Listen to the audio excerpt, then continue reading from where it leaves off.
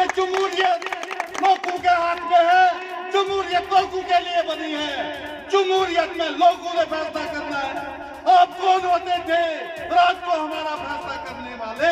आप कौन थे दफा 370 को तोड़ने वाले?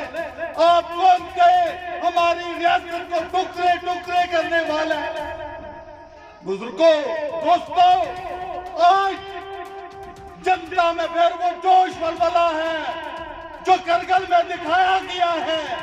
करगिल में भाजपा को सिर्फ 2 ही सीटें मिली। जो भाजपा कह रही थी हम जम्मू कश्मीर में 50 का आंकड़ा पार करेंगे, आज वो 1% में रह चुकी है। मोहर में आज जश्न हुआ। एक्स मिनिस्टर अब्दुल गनी साहब जो नेशनल कॉन्फ्रेंस की मोहर में, वो हमारे साथ मौजूद है बात करने के लिए। जीत हुई नेशनल कॉन्फ्रेंस की, तो क्या कहना चाहेंगे सर इस बारे में? अब यहाँ पे मुख्तसर सा फंक्शन हुआ था।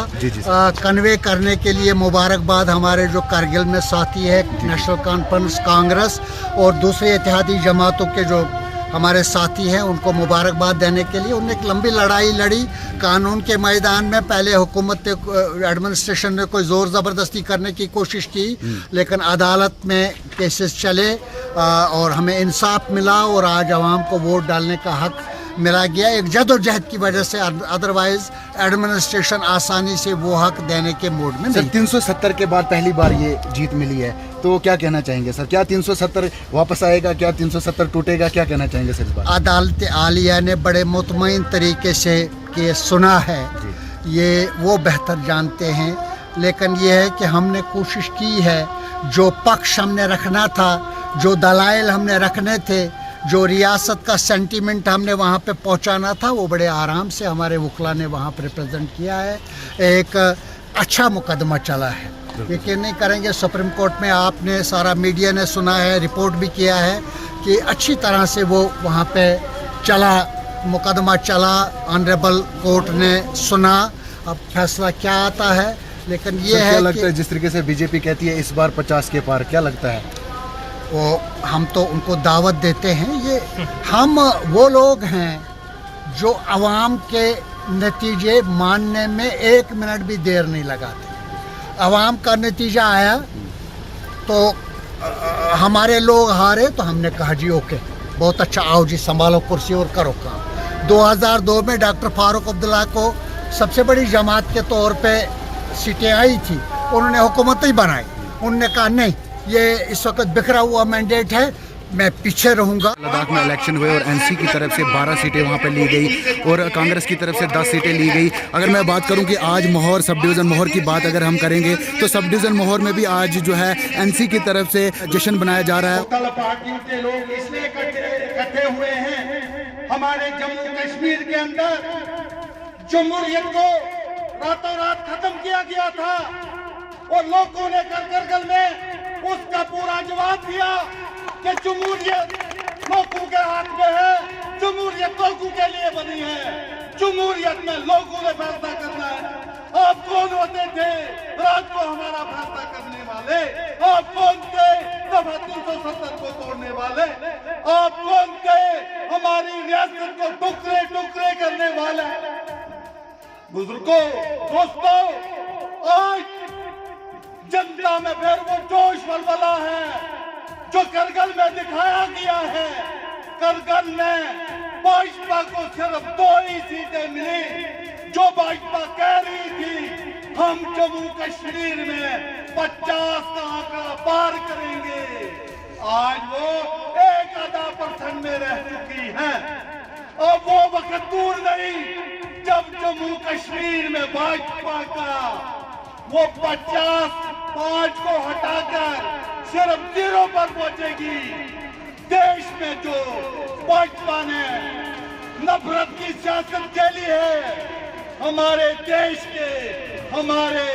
देश के लोगों ने अब फैसला किया है, ये हिंदुस्तान हिंदुस्तानियों का है, ये हिंदुस्तान में रहने वाले लोगों का है।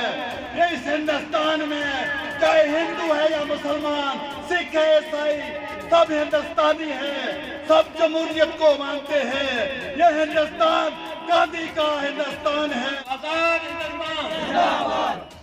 आज जम्मू कश्मीर नेशनल कॉन्फ्रेंस खान जिंदाबाद, इंडियन नेशनल कांग्रेस जिंदाबाद, कायदा सानी डॉक्टर फारूक अब्दुल्ला साहब जिंदाबाद, कायदा सानी डॉक्टर फारूक अब्दुल्ला साहब जिंदाबाद, जनाब उमर साहब जिंदाबाद। अवाम का बेहद शुक्रगुजार हैं जिन्होंने ये समझा कि जम्मू कश्मीर और पूरे मुल्क की जो नुमाइंदगी है वो किसके हाथ में होनी चाहिए, ये उसके लिए ये वोट थे।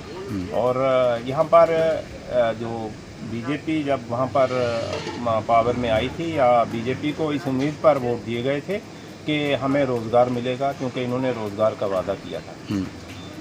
उन्होंने लोगों के अकाउंट्स में 15 लाख देने का वादा किया था, उसको लेकर के वो आए थे। उन्होंने लोगों का महंगाई को कम करने के लिए वादा करके आए थे। जब उसका सारा कुछ उसका जो है वो उल्टा हुआ, उसके विपरीत होने लगा, और आवाम ने महसूस किया इस चीज़ को कि वाकई ही ये हमारी जो नुमाइंदगी है वो सिर्फ कांग्रेस कर सकती है, या सेकुलर माइंड की जो पार्टियां हैं वही कर सकती हैं। इस तरह से डिवाइड करने वाली जो कुव्वतें हैं वो ये नुमाइंदगी नहीं कर सकते हैं। ये उसी के जवाब में जो है यहाँ पर नेशनल कॉन्फ्रेंस और कांग्रेस को जो है लोगों ने। सर क्या लगता है आने वाले टाइम में जम्मू कश्मीर में क्या इलेक्शन करवाए जाएंगे? देखिए, ये हम कुछ नहीं कह सकते हैं कि जम्मू कश्मीर में इलेक्शन ये मौजूदा हुकूमत करवाएगी या नहीं करवाएगी, क्योंकि इन्होंने जितने किस्म के वादे किए हैं, जितने किस्म के भी वादे किए हैं, वो सारे के सारे खोखले और झूठे वादे जो है साबित हुए हैं। क्या लगता है इनको, इन लोगों को डर लगता है इलेक्शन करवाने में? देखिए, उनके पाँव के नीचे से ज़मीन निकल चुकी है, ज़मीन खिसक चुकी है, लिहाजा वो बचाव की कार्रवाई कर रहे हैं। वो इनडायरेक्ट जो है जम्मू कश्मीर में हुकूमत चला रहे हैं, एलजी के ज़रिए से चलवा रहे हैं, यहाँ की ब्यूरोक्रेसी के ज़रिए से हुकूमत चलाना चाहते हैं जम्मू कश्मीर के अंदर। क्योंकि डायरेक्ट वो हुकूमत में अगर आना चाहें तो अवाम आज उनको, अवाम का मूड महसूस हो रहा है कि अवाम आज उनको जो है उनकी जड़ें निकाल बाहर फेंके।